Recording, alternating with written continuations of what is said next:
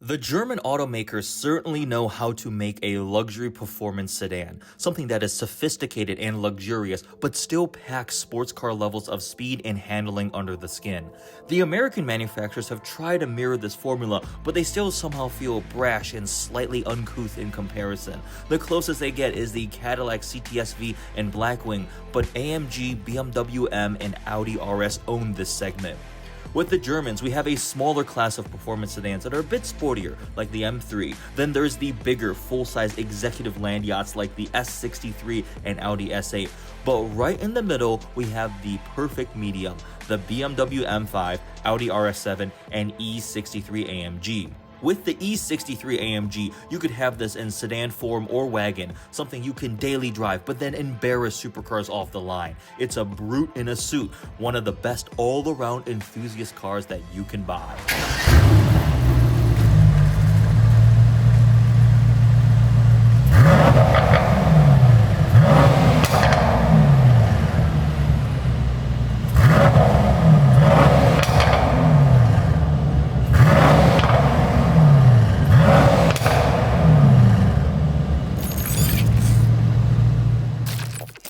Welcome to Exhausted Reviews, enthusiast-focused car reviews. My name is EddieX, and today we are experiencing this 2023 Mercedes E63S AMG.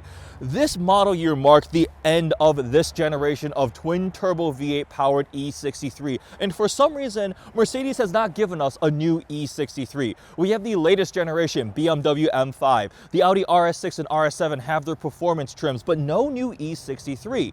There were rumors and speculation that Mercedes may have been considering doing an inline-six hybrid for the E63, but because the C63's four-cylinder hybrid setup has not been met with a lot of enthusiasm, they may have gone back to the drawing board.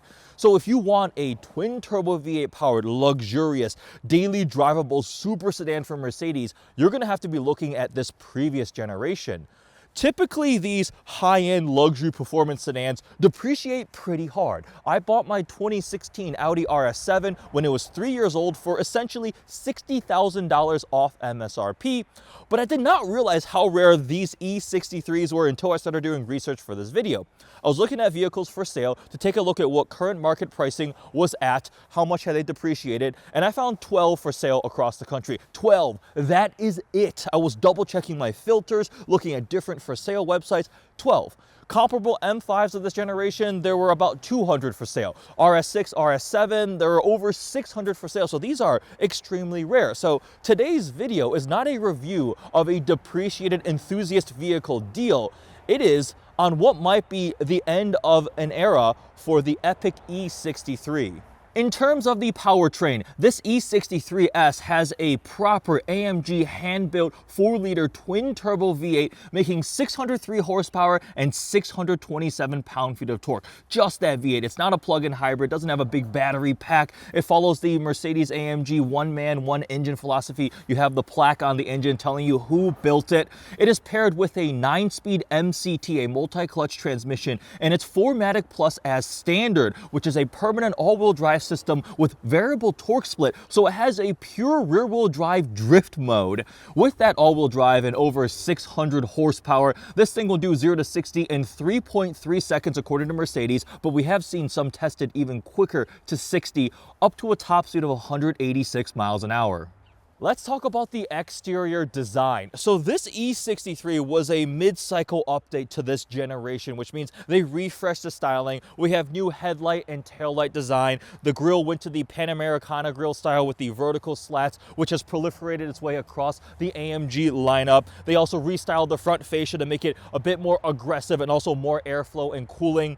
The E63 is 1.1 inches wider than a regular E-Class, and you see these aggressively flared wheel arches here over the forged AMG wheels finished in black. This one also has the carbon ceramic brakes with the bronze brake caliper.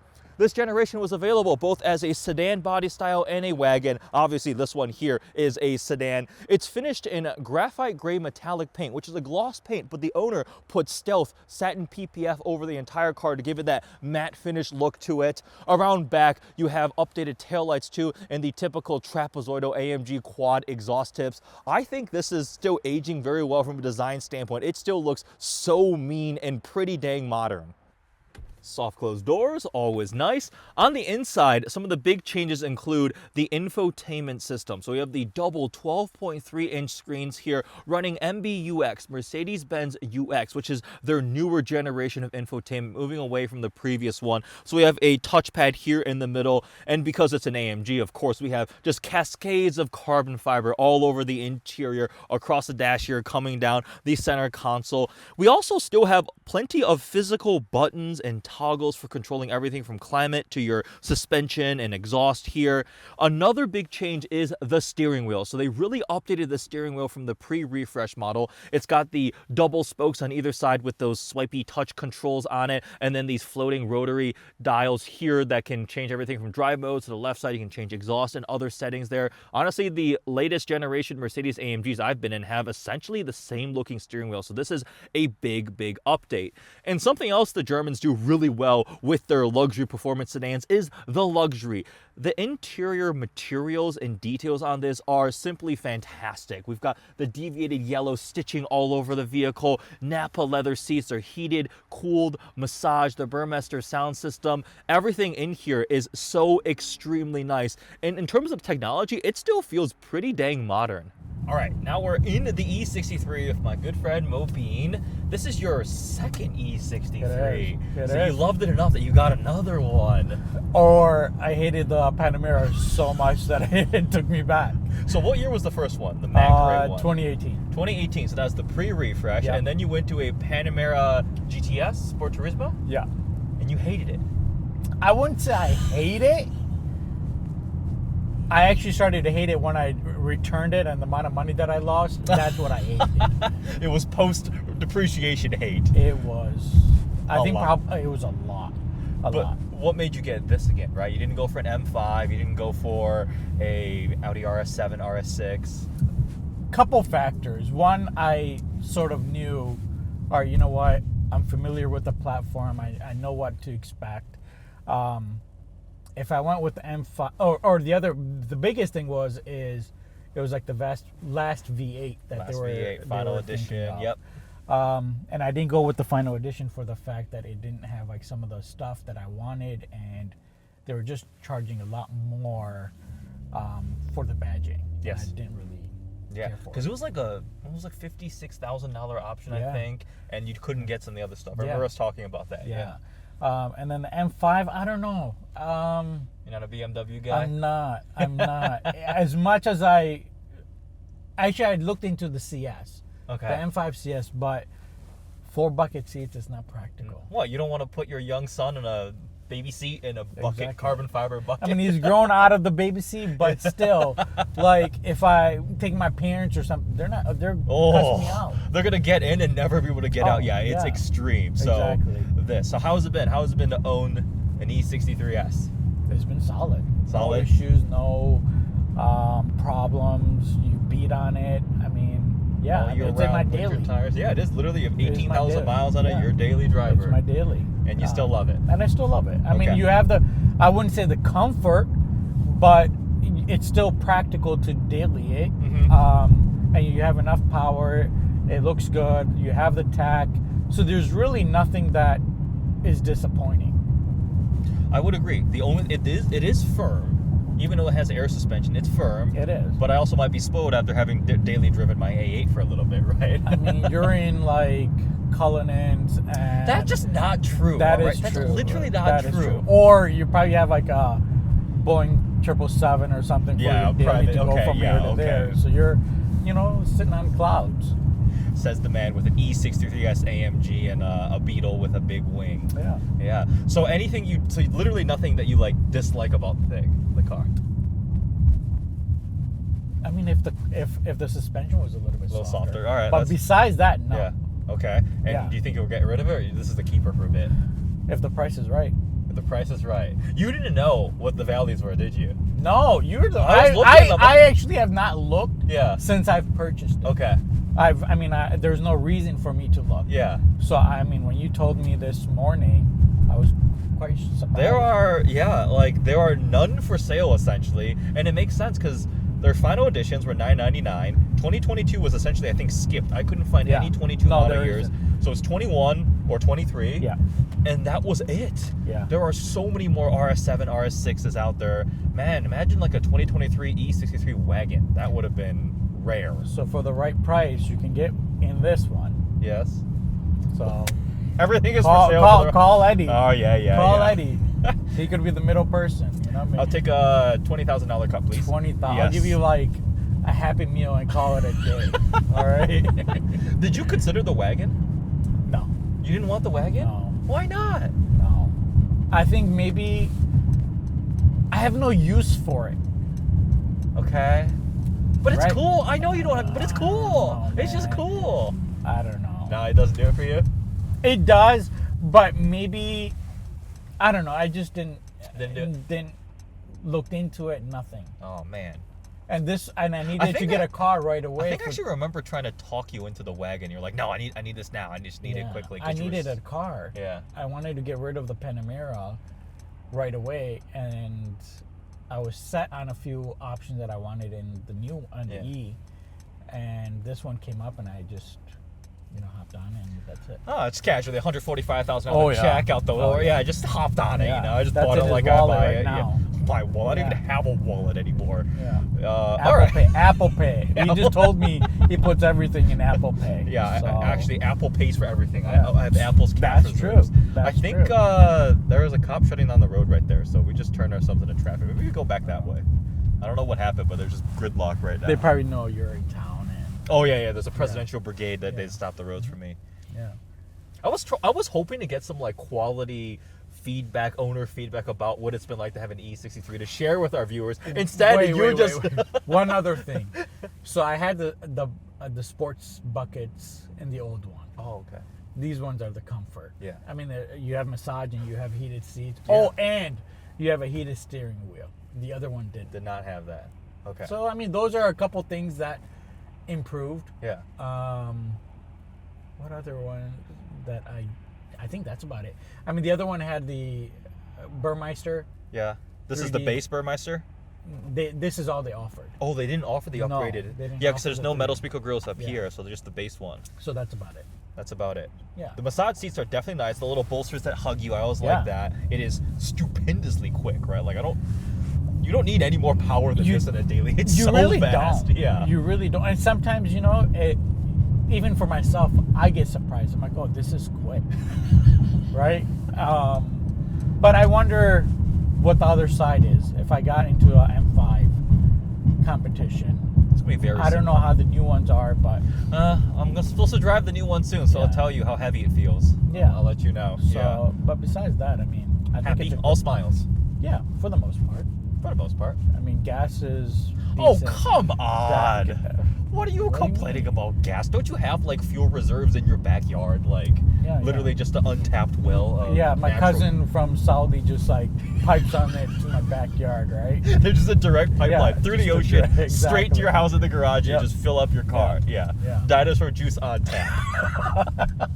All right, with that, we're gonna get to me driving the car and hopefully providing some more. What's the right word? Intelligent conversation about the This E60. isn't no. I mean, we don't need your fancy words. I'm just getting to the nitty gritty and just telling you it's a great car. I'm glad you like it. Yeah, I don't know if I would the new E53. I don't think I would hop That's in not the that. proper replacement. That's not the proper Yeah. replacement, but I mean, it is what it is. If there isn't any out there, This is the end of the era. it could be yours for the right price. But all of a sudden, did you just agree to do this video because you wanted to sell your car? That's true. You convinced me this morning when you said there was only a few available. That's true. So- That is true. All right, fine. If you want to buy this E63, comment Eddie. below or text me, or actually, no, you guys don't have my number. Text. I'll post it in the No, comments. email or message on Instagram.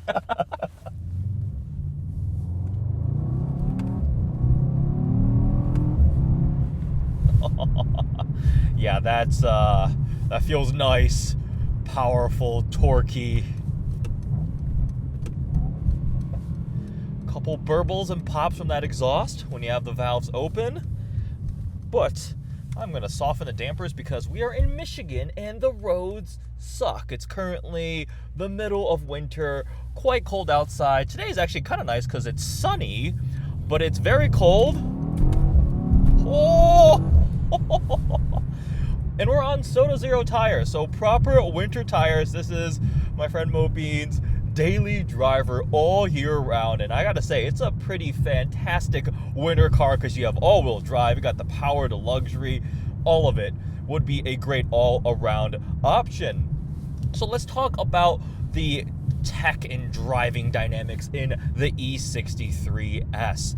We have optional carbon ceramic brakes on this one, which are pretty expensive, quite potent on this level of performance luxury sedan. They're readily available. A lot of the manufacturers seem to offer carbon ceramic brakes, even though most of these aren't necessarily living at the racetrack. You do get a lot less brake dust though, so that is a upside. We have dynamic engine mounts that can vary their stiffness depending on if you want more comfort or you want it to be a little sportier feeling. We have the AMG Ride Control Plus, the air suspension. We have adaptive dampers, like I mentioned, 4MATIC Plus, the fully variable all-wheel drive, which can go into full drift mode, pure rear-wheel drive. It does not have a pure front-wheel drive mode because why would you in an E63? But drift mode does look like it'd be quite a lot of fun. Again, not my car, not my tires, not going to try out drift mode shenanigans. Maybe someday that will be quite a bit of fun to try out. We also have a limited slip rear differential, adaptive damper, so tons and tons of technology that are here to turn this luxury sedan into something properly serious. I mean, when we got to this generation of M5s and the E63S, like, they're rivaling sports cars and I mean, honestly, borderline some supercars in terms of their capabilities. It's a little bit ridiculous what engineering has turned these vehicles into. They may have gotten heavier and not quite as nimble. Like if you look at a E39 M5 or a couple generation old E63, they are definitely a lot lighter, but the capabilities of these things is just sky high without compromises. We still have so much luxury and comfort. We've got the double screens here with tons of different displays. I'm going to go ahead actually and turn on my massage seats because this one is optioned with massage seats. Oh! Yeah, that's quick. That is very, very quick. My goodness. Where are my massage seats? Comfort. I'm going to do hot relaxing back. That sounds good. It's a nice cold winter day. Heated massage seats sounds like a great option. I'm going to scroll back over to my AMG performance display right there, and we'll see how much horsepower and torque and the temperatures of everything. We also have the bolsters that hug you when you go through turns, just right there. That gentle turn, the bolster is supporting my right side so I'm not leaning over. That's stuff that, I mean, used to be just in S-classes, and the E63 brought that. Honestly, from a tech luxury standpoint, this thing rivals the S-Class. It has a lot of the features. What it doesn't have is the floaty comfort. This thing is pretty firm. Oh my goodness, this thing is fast. Sheesh. But it is firm. The dampers, I put them back into the softest setting. If you go into the more firm setting in Michigan roads, it gets a little jostly. Even with air suspension, it just isn't tuned for that, right? And you should know that with an AMG badge on the back. This is not meant to be an S550 floaty luxury land yacht. Now, the dynamics of this thing are pretty impressive. Steering is gonna be a little bit more on the numb side, but it still reacts really, really well. It's weighted nicely, and there's so many different things you can play around with. So we're in Sport Plus right now, but if I toggle down into Sport, Comfort, whole thing just calms down. Throttle response is way lazier. There was a bit more of a delay for the downshift. It becomes a composed daily driver with still that sportier edge. And if you want to really customize it, you have the individual mode where you can change your drivetrain, the transmission, the AMG dynamics for like stability program, the exhaust sound. I do like how with Mercedes, the exhaust sound is either balanced or powerful. It's not like quiet, loud. It's balanced or powerful. I obviously prefer powerful sound, right? So let's go into Sport Plus again, downshift a couple times. First gear. There is just an uninterruption of just that power and torque. This thing is so quick, and it just puts the power down even in winter sub-freezing temperatures with proper tires. This thing is pretty dang good. I mean, I think we hit peak luxury performance sedan with this generation. If you wanted a wagon, you get this as a wagon. Audi finally brought the RS6 Avant. RS6, RS7 to me feels a little bigger and floatier. I ended up not wanting to get the latest generation RS7, the C8 RS7, because I felt like it got too big. I really did like my 2016 RS7. It was a C7.5. 4-liter twin turbo V8, and I was excited for the new generation. It looks badass, but then I was like, 22-inch wheels, it's just so enormous, and it felt heavier. This and the M5, I think, were the more driver-focused one. This generation of M5, the F90 M5, competition, and M5 CS are also absolutely phenomenal choices, I think. M5 CS is probably my favorite handling sedan in this class, one of my top 3 favorite M cars. That being said, it went a little too hardcore race car. The M5 CS with the carbon bucket suspension, that thing hurts. Once did a road trip from Arizona, Scottsdale, all the way to Monterey, and my thighs felt like they were bruised. It was brutal. Lower back was in pain, needed a chiropractor. M5 CS is stupendously capable and drives fantastically, but it's too far. So M5 competition and the E63S, I think, are that nice, perfect blend intersection point of sporty dynamics, plenty of performance, but it still is comfortable enough to want a daily drive and do a road trip and something like that. I really don't know what Mercedes is planning for the new generation, because we have a new generation E-Class, but no E63. They're working with, like, there's a 53, I believe. They're doing the lower tier AMG lights, but why aren't we getting the full E63 AMG treatment? Now, they're still building the GT63 4-door coupe, which, full oxymoron, but you know what I'm talking about, and that's essentially this in another form, in a different body style, but much more expensive. That's been carried on, but we haven't gotten this. Even this generation went through a little bit of a weird life cycle. If I recall correctly, in 2022, Mercedes had to pretty much axe all of their 4-liter twin-turbo V8s. Like, G63s weren't happening, this didn't happen, so I wasn't able to find any 2022 model year E63s for sale. If I remember correctly, they said it was something with chip shortage, but that probably contributed to fewer and fewer of these. I remember values skyrocketed. G-Wagons were going for like $300,000 because people were like, oh my gosh, the V8 is gone. Now, the V8 is gone for this generation, which does make me a little bit sad. I was hoping for continuation of the V8, because at least BMW and Audi are doing it. Although BMW has made theirs quite a lot heavier with the hybridization. This thing is 4,500 pounds. The new M5 is 5,400 pounds. So nearly 1,000 pounds heavier. Haven't driven one yet. I'm supposed to be driving one actually tomorrow. So it'll be cool to do a back-to-back with this fresh on my mind and then go into the brand new M5. So about 3 years later, after this production run ended, should you buy an E63S AMG? Well, like I mentioned earlier, if you want to, you actually might have a difficult time finding a good one. When I was searching for it, I found 12. And I actually thought I made a mistake with selecting the wrong trim, or maybe my radius, my geographic circle was incorrect, and I double, triple checked. I went and filtered by all Mercedes E-Class, and then went to V8s, and then filtered by year, and there were like 12. I tried different websites that were the listed vehicles, and I couldn't find that many. And I think it is because there were that 1 year gap, but they must not have built as many, and which means the values of these is actually a little bit bizarre, unexpected. The cheapest one I found listed was about $80,000, had higher miles on it.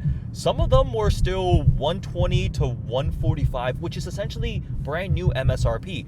This one's base price was $112,800, and this one has been optioned to $145,000. It's a pretty well optioned one. For this last year, 2023, there was one above it. There was the final edition. They made 999 of those. It was like a $56,000 option pack, and it pretty much locked you into the matte paint, the darkened trim, and it just loaded in all the options. It was pretty much a locked spec for these final edition 999. There was markup on those, so they were about $160 base price, and when those came out, I remember Mobeen and I discussing, do we get the final edition? Do you get the regular one?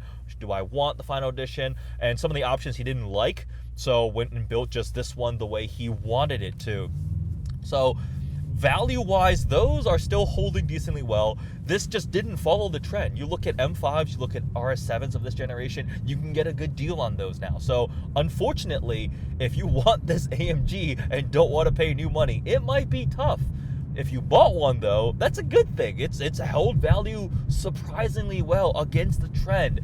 And I think we could have, when we thought this was going to be the final V8, this was kind of the guess. This is the last one. It'll hold value because they're going to go to some sort of smaller engine with hybridization. People are going to want just the internal combustion focused one.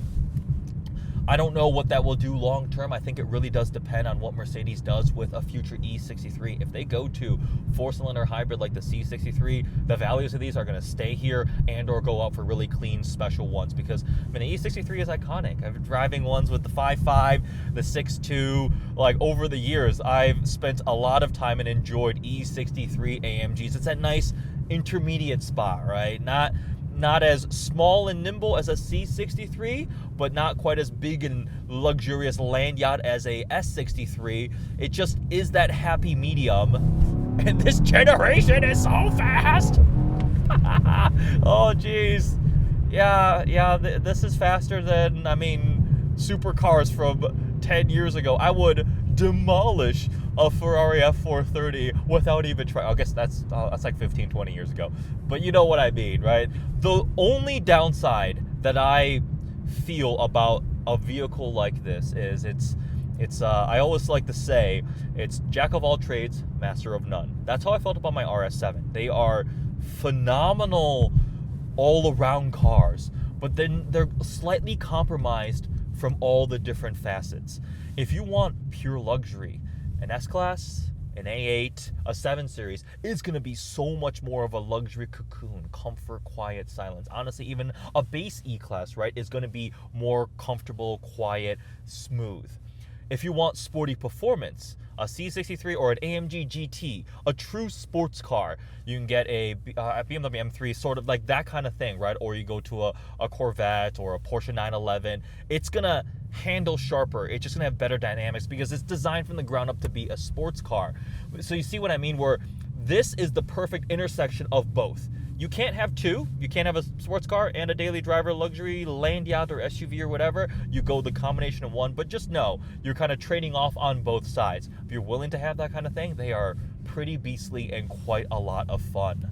I like the bolsters hugging me. It's like the car is like supporting me. It's like, don't worry. You don't have to strain yourself leaning over. Don't worry.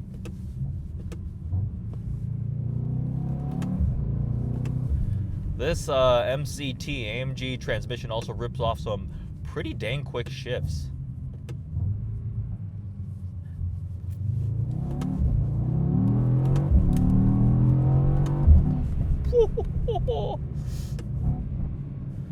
It's just relentless, man. If I had to pick between this, the RS7 and M5, I think this one might be the one I'd go for. A wagon. I would go for a wagon of this generation. Here's why. I have this dumb ego thing where I like having the top trim. So the M5 CS is so epic. If I got an M5 competition, I would always think like, man, but the CS is like even more badass and even cooler, and I didn't do the M5 CS. The competition is great. It is better all round than the CS, but the CS exists, and I like knowing that I have the coolest one or the base one. It's this weird thing. The R7, like I mentioned, too big, floaty, land yacht. I didn't end up wanting to get one. I thought about a new RS6. Really, I thought about it as a daily driver. Ended up not going for it. I did not fall in love with it. This, in wagon form, I think will be the happy medium, and it's what I would go for. And sadly, you can't find one. So I guess that's the gist of this review. We're giving you a video on a car that's really, really cool, is a lot of fun to drive, but if you want to buy one, you really don't have that many choices out there. So, yeah, that's the conclusion.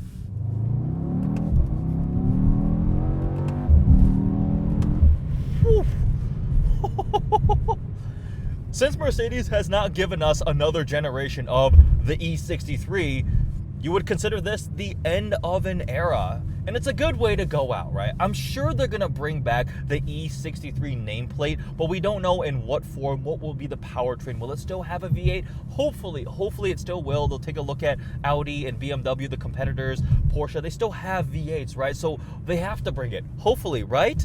But in terms of this generation here, it really checks all the boxes I would want out of an E63. I mean, it's got so much power, it's all around usability. The tech, honestly, I think is fine, right? This double 12.3-inch screen is a good balance. We still have some physical controls. Not everything is a screen. Some of the newer Mercedes models is going to just too many screens, and I don't really enjoy massive tablets all over the inside of a vehicle. This is a nice balance of enough technology, enough of the different toys and cool graphics to play around with, but you still have some physical things. Although I'm a little bit sad that the dash clock is no longer present. That was one of the cool things about Mercedes AMG models, the analog dash clock. Instead, I've got a foam suction cup here to the windshield, or to the dashboard right now.